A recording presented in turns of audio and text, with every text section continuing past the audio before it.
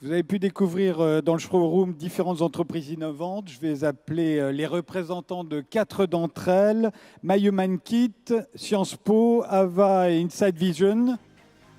Venez me rejoindre. Ils vont vous présenter rapidement, sous forme de pitch de 3 minutes, façon TED, leur entreprise et leur innovation. On commence par MyHumanKit. C'est vous? Eh bien, allez-y, c'est à vous. 3 minutes, pas plus. Bonjour. Est-ce que ce ne serait pas génial, quand on a une personne handicapée, de pouvoir créer l'objet dont on a besoin et qui n'existe pas dans le commerce? Par exemple, comme créer son aide technique. Maintenant, imaginez un lieu où on pourrait faire ça. Avec MyHumanKit,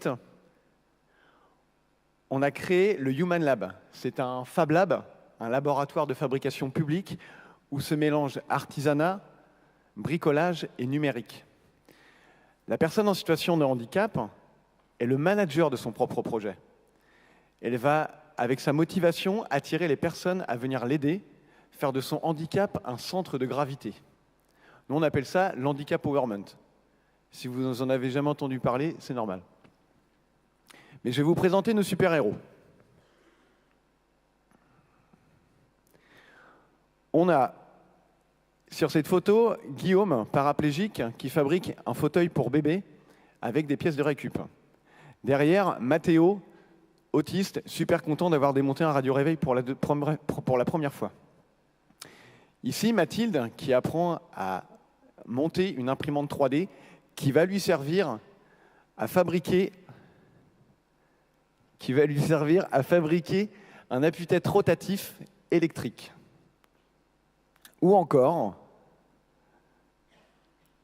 Christophe et son projet Print My Leg, c'est-à-dire une prothèse qui fait de la lumière grâce à des capteurs électroluminescents.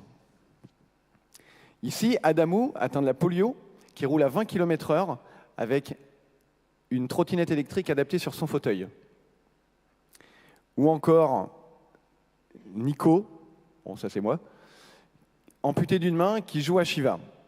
Et on a aussi des petites mains de bioniques que je vous invite bien sûr à venir voir dans le showroom.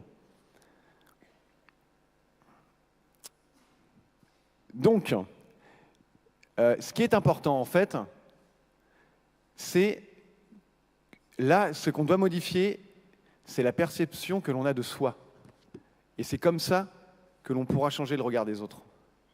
Et les autres, justement, on va à leur rencontre, en leur passant la main, et en discutant avec eux du handicap qui est source de créativité.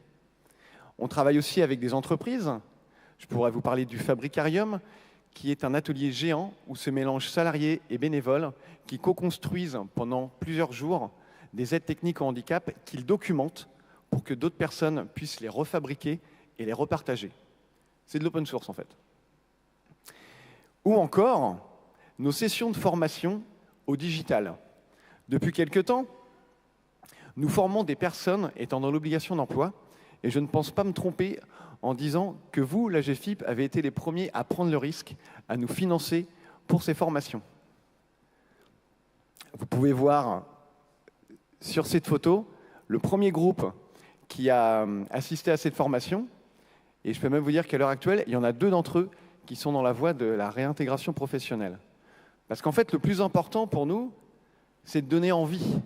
Parce que quand on a envie, en fait, envie de faire des choses, envie d'apprendre, envie de travailler, et bien dans ce cas, là, on peut imaginer une réintégration dans l'emploi du numérique en passant par la fabrication. Je vous remercie et joyeux anniversaire. Merci. Autour de Sciences Po.